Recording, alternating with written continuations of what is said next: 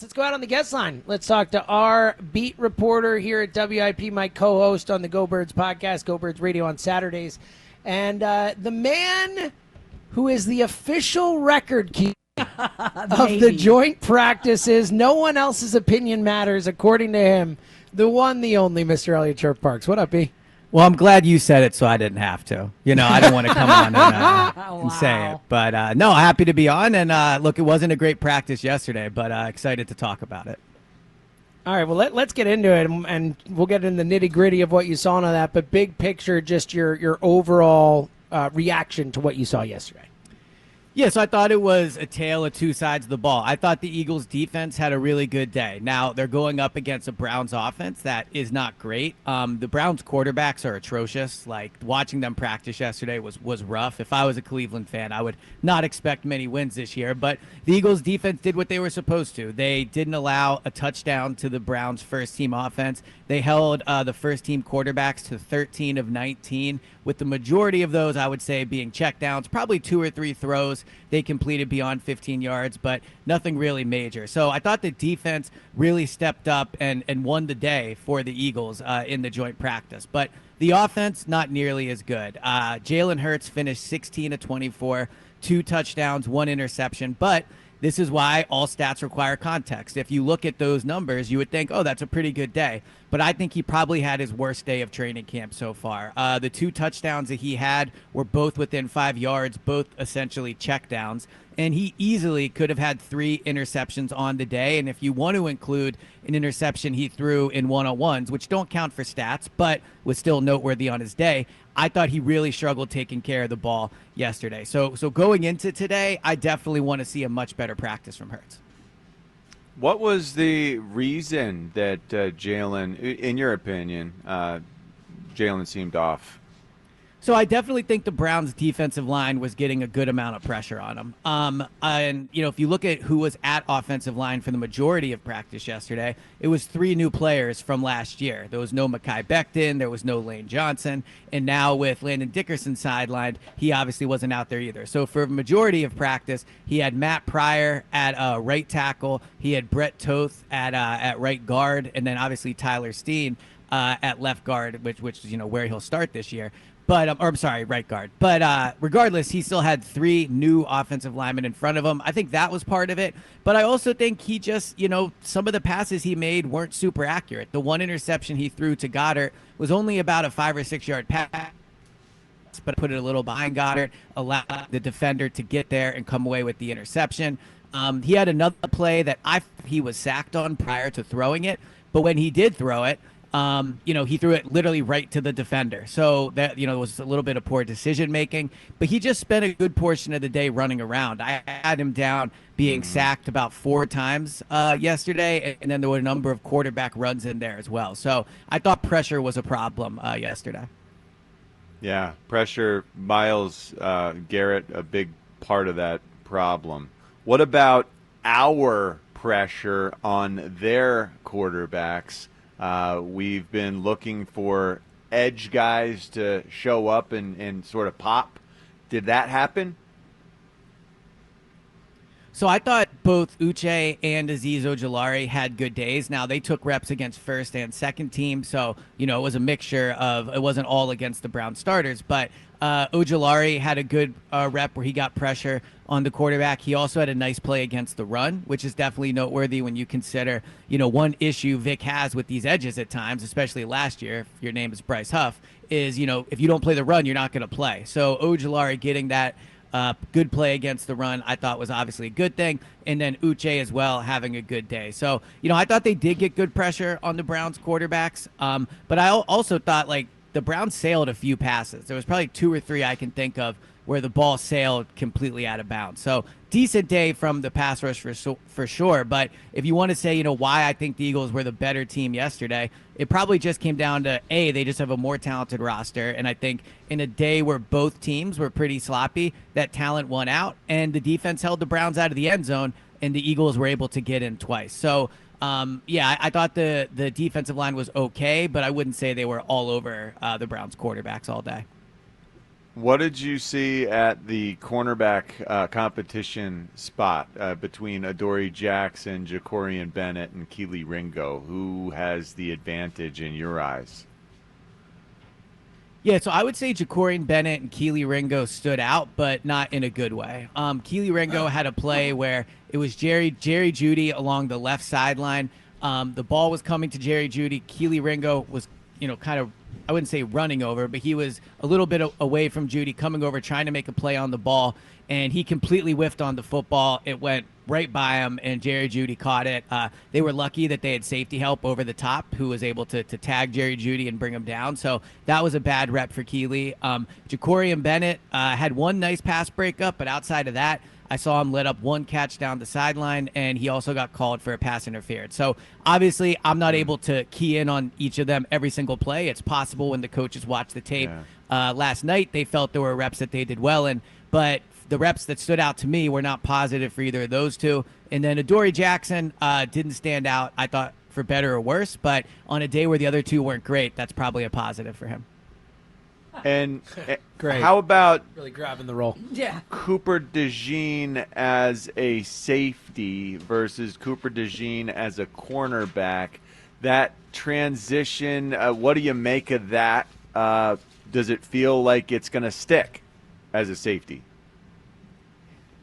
Yeah, I mean, I think they have no choice. Like, if they want Cooper DeJean out on the field, they're going to have to find a place to put him in base defense. I think he will stay at nickel, throughout the year, barring some type of injury at safety. Then maybe I could see them moving him back there full time. But I think as of now, their plan is still to have him be the safety in the base defense, nickel when they go into a nickel defense. And, I think he's had a good camp. Now, in the open practice on Sunday at the link, he did let up a touchdown to Devontae, but Devontae one-on-one coverage, that's a tough job for any corner, so I can't really kill him for that. But I think he's had a good camp overall. So I think, they're putting a lot on his plate, and I think that's obviously an adjustment for him, but so far I think he's been good. We're joined by Eliot Shorr-Parks. He's sponsored by Colonial Hyundai. Shop online 24/7 at colonialhyundai.com. Colonial Hyundai, the faster, easier, better way to buy a Hyundai. Eliot, Jordan Davis, we know he looks different physically. How has he fared when the live bullets were flying against real competition against the Cleveland Browns? Does he look like the better shape is translating to better football? Yeah.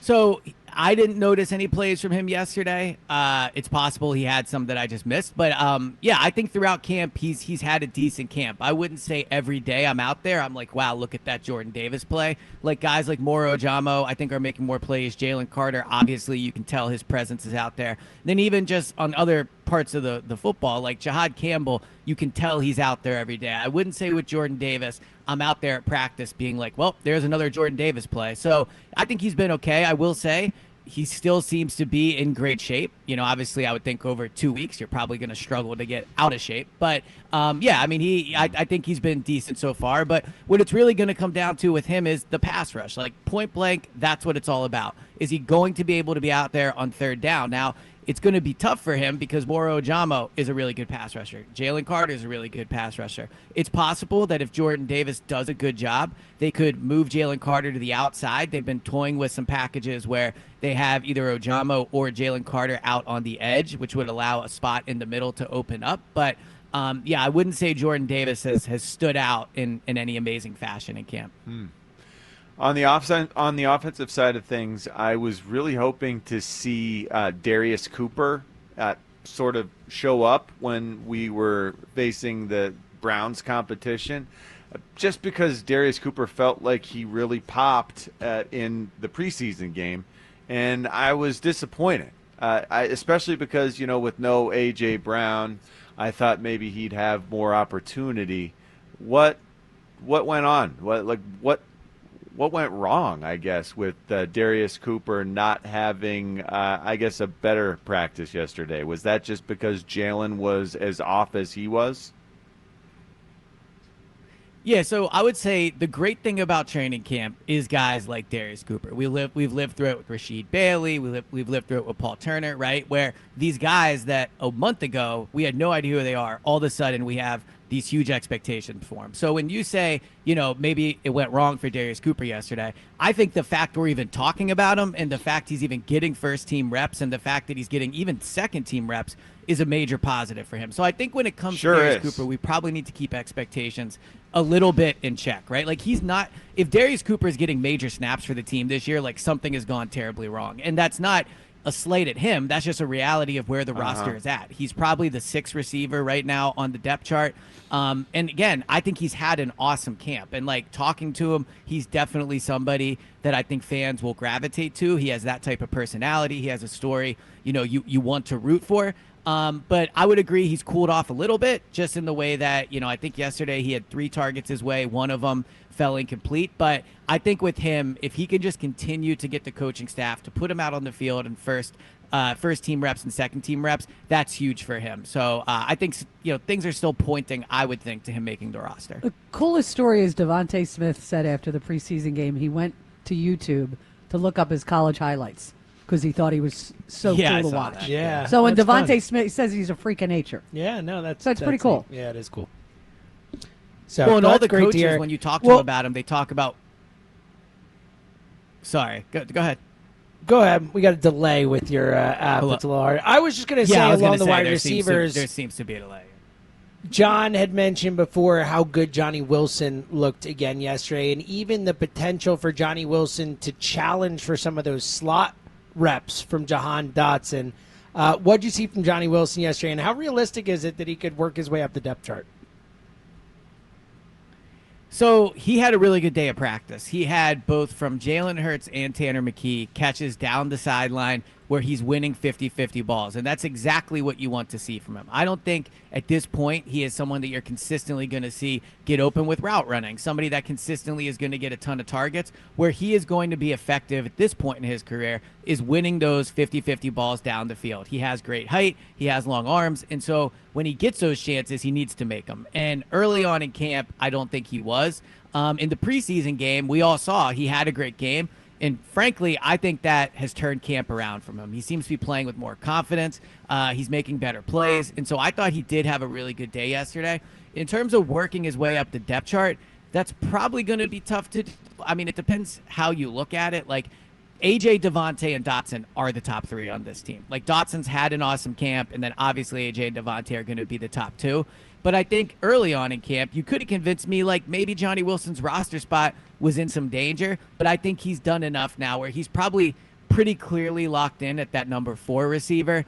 And I think he will make the team. I don't know, Eliot.